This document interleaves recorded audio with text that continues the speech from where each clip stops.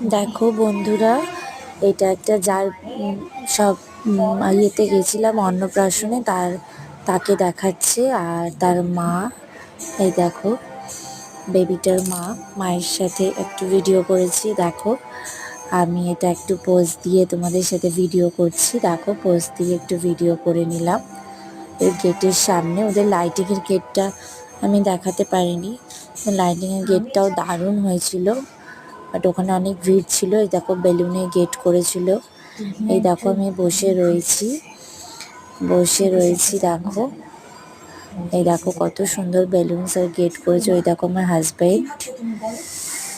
এই দেখো লাইটিং এর গেটটা এখান থেকে দেখা যাচ্ছে। ওখানে ডিজে দিয়েছিল, নাচ হচ্ছিল, খুব ভাল লাগছিল।